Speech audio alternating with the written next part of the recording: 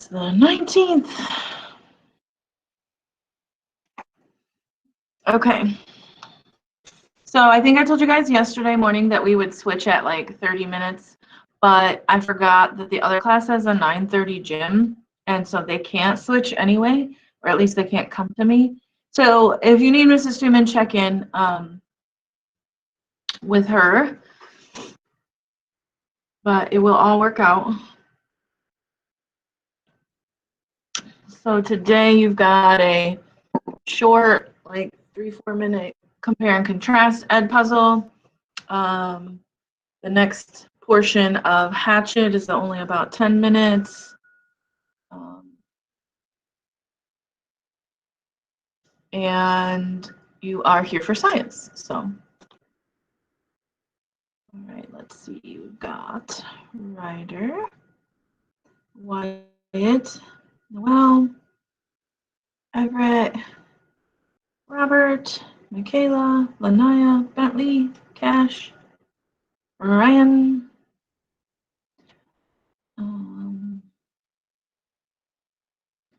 Parker,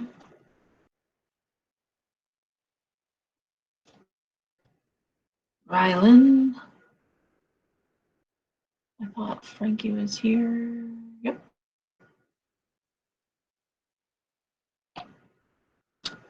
Alex is here. And do we have Meadow or Madison? 10 o'clock is not accurate. Don't be telling people stuff that you don't know. In a technical sense, the middle school releases at 10:44. But y'all don't have to worry about it because you're going to go to gym.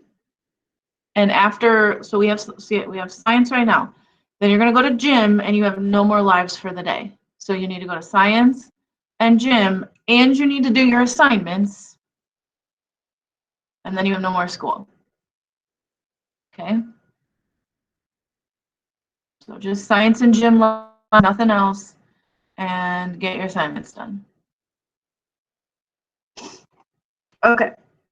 What was I saying? I don't know. Man, we're missing a few too many people, though. Oh, yeah, we had an email about that one. Cool. All right, yeah, rolling. I don't have it posted because you don't have to write anything in today's science lesson. And I'm actually going to use this for the kids who don't have the science live today. Okay. So that is partially why I'm doing it that way. All right, so today we are starting the 3A-1 lesson. We're starting to explore more about a particular topic. I will tell you in a minute. All right. I'm going to have you put in the chat your guess inside the paper bag that is on this slide, the picture of the paper bag. There is something in there. It is the most important resource in the world, even more important than diamonds and gold. Put your guess in the chat. What do you think it is?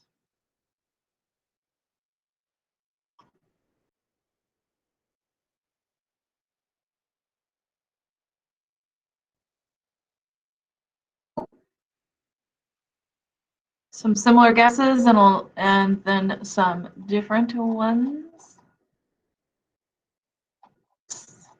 Not too much of a variety though. All right. Drum roll, please. And then when the teacher goes like this, that's the stop of the drum roll. All right. The answer is water. So a lot of you actually guessed correctly. So I was going to tell you that we are starting to explore the hydrosphere, but then I thought I might give it away. That's why I kind of paused in the middle of talking and was like, yeah, never mind. It's okay, it was just a guess, no big deal. All right, so water is the most important resource on Earth, or one of the most, okay? So we are going to take a look at this chart and work together and break it down by, sorry. Okay, enough with the chat for now. Let's just focus. Sorry, I got distracted because it's blown up and I'm trying to talk right now. Working on this Jamboard. So we have the groundwater, springs, lakes, rivers, and atmosphere. Total water supply on Earth. Oceans and saltwater. Ice caps and glaciers. That's frozen, remember. Springs, lakes, rivers, groundwater. Total freshwater supply, and the atmosphere. We have these cool little plastic beakers here. And we have the amount of water that would go in them. So essentially what we are trying to do is categorize like the representation. So if we want to say total water supply on Earth, okay, how much, if I were filling up a beaker, how much would I put for the total water supply of my options?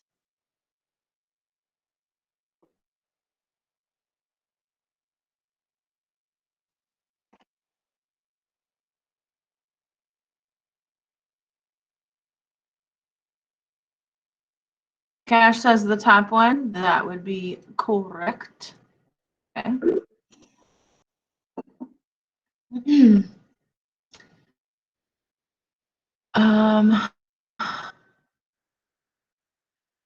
Okay, so how we then break this down is if this is all of the water on Earth, and this happens to be completely full with 1,000 milliliters, this is a scaled representation. So, of course, it's not the exact amount of water on Earth. There's way more than 1,000 milliliters, but we were saying if we collected all the water on Earth and made it fit in this beaker at 1,000 milliliters, okay, then this is a very teeny tiny small scale of all of the water. Then we want to start breaking it up, okay, into these other categories.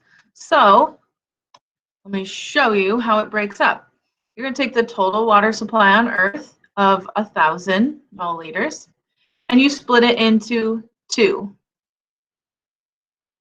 So 972 milliliters are ocean and saltwater lakes. Think about that. If you had 1,000 and then 972 of that is ocean and saltwater lakes, almost all of the water on Earth is saltwater. Can we drink saltwater and live? I mean, you get a little bit in your mouth because you're swimming in the ocean, you're not going to die. But we're saying, could you drink it and survive since we need water to survive? I'm seeing some I'm not sure's, some maybes, and some head shakes no. Yes, it would be a no. The salt dehydrates your body. I mean, we do need some, but you could not drink only salt water and survive. It would not be good for you. If you had a little bit, you're not going to die, but you need fresh water or to remove the salt from that water. So then the total fresh supply is only 28 milliliters. Think about that. So it would be nice. Here's what I'm going to do. I'm going to put this to the side because unfortunately the sticky note makes it so we can't see as easily. If I were to color this in with 28 milliliters, it might look a lot more like that. And I'll fill this all the way to the tippy top. Okay, so if this one was full and we split it into the two types of water, salt water and fresh water, this is almost full and this has just a little at the bottom. That's pretty significant. So think about all the water we drink out of our sinks and this and that, the water that comes out of our showers, that's all fresh water. It's not salt water, of course. And there's only 28 milliliters. So that's like a few, I'm trying to think, where's my pipette that you have? Actually, that's crazy, yeah. So the pipette you have, if you have the 30 pipette that I have, it's less than a full pipette. Okay. So it's really not a lot. Then, so we can't drink this, but this is the majority of water on Earth, right? So then we take the fresh water on Earth in its very small amount of 28 milliliters, we split that up. You have ice caps and glaciers that make up 23 milliliters out of the 28. Can you drink ice caps and glaciers?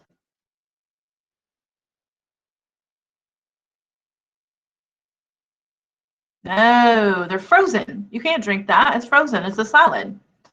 So I'm just going to put an X by the stuff that we can't even drink. We can't use for human survival. Okay. So then 5 milliliters in your pipette, 5 milliliters is this smallest. Oh no, this is a 3 milliliter.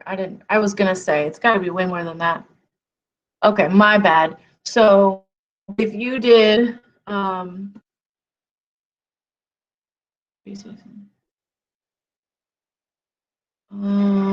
good handful, like less than 10 of these, obviously. Okay, so 9. About 9 full of these would be the amount of fresh water, sorry. But then 1.5 of these, just about, is how much fresh water is drinkable in groundwater, springs, lakes, rivers, and the atmosphere. But can you really collect the water out of the atmosphere and drink it? Like you can, but like you can't just like grab some water vapor particles, right, and drink them. It's a process, so it would be difficult without doing something. Okay, so this is technically drinkable, but some of it like is harder to get to, right? The atmosphere is harder to get to, the groundwater is harder to get to, but not impossible. That's my eraser. Okay. And then if you take that 5 milliliters, 10 drops. If you have a pipette and you like let a drop of water out of it, that's a drop, okay? 10 drops up the atmosphere, but we can't drink that. If we can harness the groundwater, but that's more difficult, you have to go through a process. So technically you have to go through a process for all of these. Where's my green? So we have 3 drops and 4 milliliters.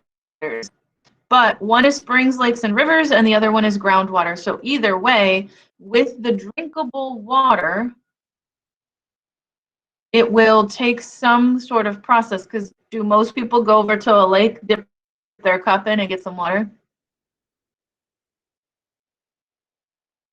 Thanks, Michaela, for shaking your head. No, people don't do that. So what, why don't we just go dip our cup in the lake? Michaela? It's not clean. Okay, so both of the things that are drinkable for us have to go through a process. Remember, could we take some of the ice caps and glaciers and melt them? Yeah, but they're not currently drinkable. So actually I gotta move this. So 5 milliliters, almost done with this part, would be like, okay,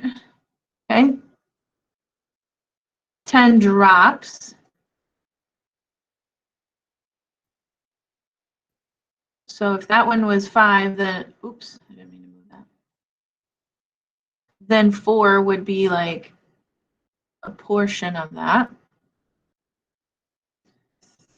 Drops, you can't even see those. I need a thicker one. I can't change the line. Let me try the paintbrush then. Nope.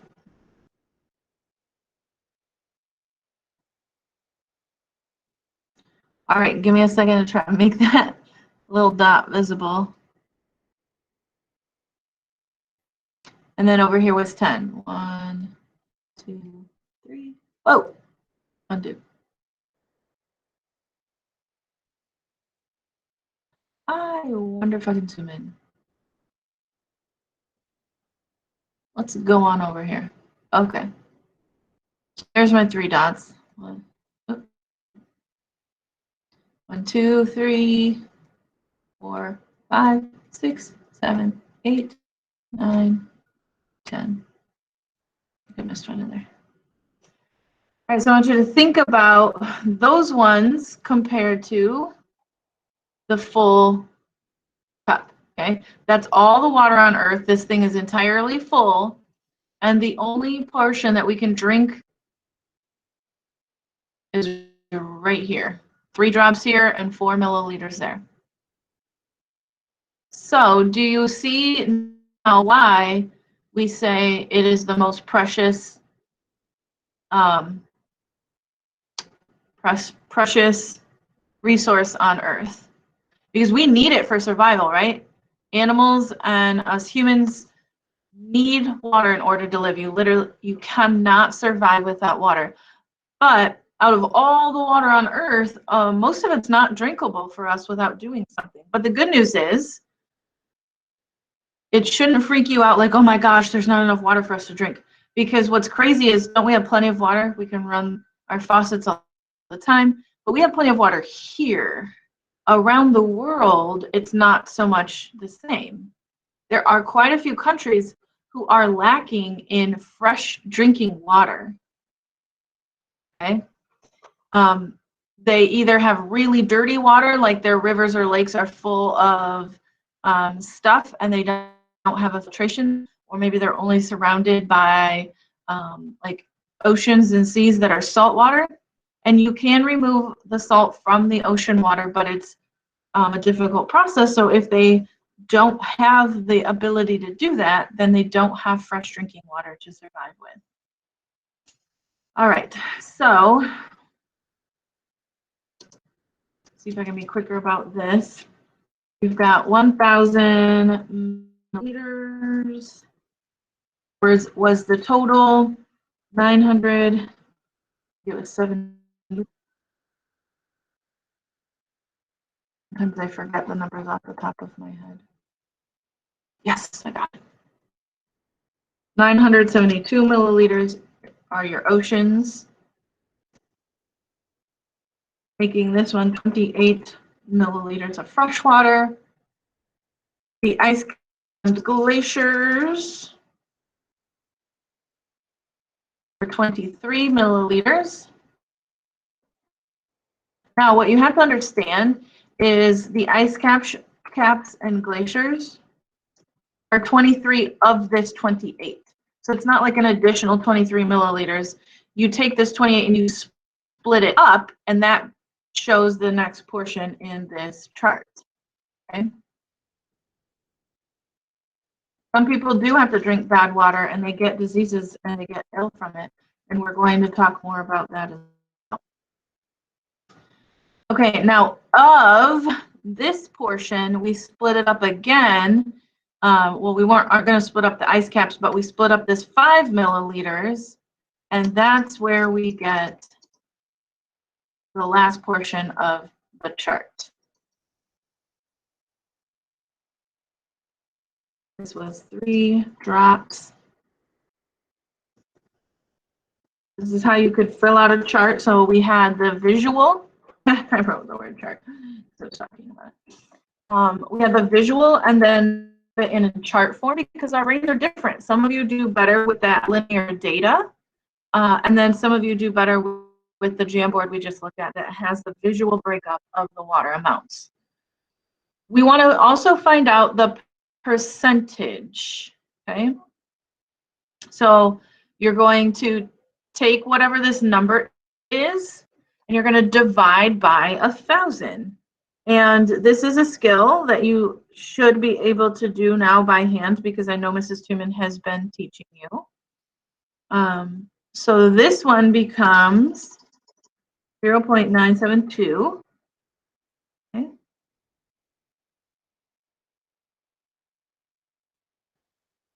Because it's 972 thousandths, right? There were 1,000 milliliters. So sometimes it just makes sense to say it that way as well. Yes, Parker, I did not post it because you guys don't have to write anything in there. You're just following along.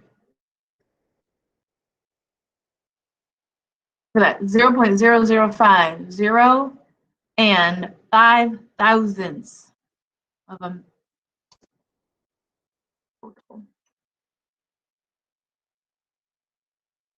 Then honestly, we can't even really put this into a decimal like that. So then when you want to find the percentage, you take this number and you multiply by 100. That moves the decimal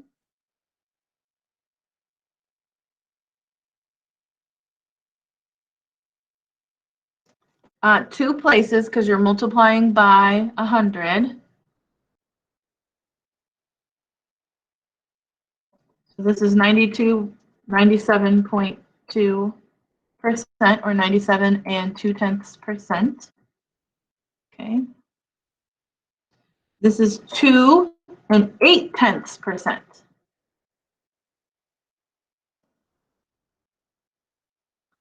So our total freshwater supply is only 2 8/10. It's literally less than 3% of all the water on Earth that you see is potentially drinkable.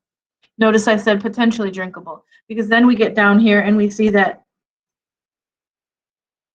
2.3% is frozen. It's drinkable, but it's frozen, leaving us with a 0.5%. That's 0.5. 0.5% of all of Earth's water is currently drinkable without having to do a whole lot to it. You might have to filter it because it's in a spring or a lake or a river, or the atmosphere, but it would be drinkable. Okay. So then if we move that over, that means that less than half of the percent is groundwater.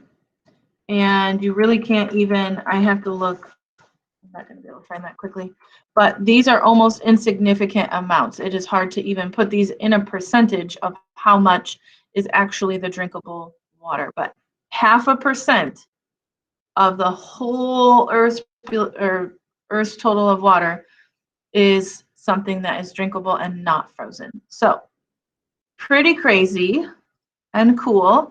And due to the time, I'm going to take this slide out and we'll do it another day. So there's this really cool book that tells you about water around the world. So I'll read that to you next week. And yes, you're right, Michaela. This is why I love this lesson. It really puts it in perspective. But the crazy thing is sometimes people get all like, oh my gosh, I have to be really careful because we don't have much water. That's not even true.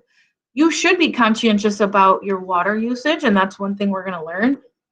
But even though it's 0.5% that we can drink right now that's not frozen, there's still so much water. It's just that like there is an insane amount of water on Earth. So it may make it sound like we're running out, but that's not the case. It's just a really small amount of what's already there. Okay. So what questions do you have before we end this part of the session?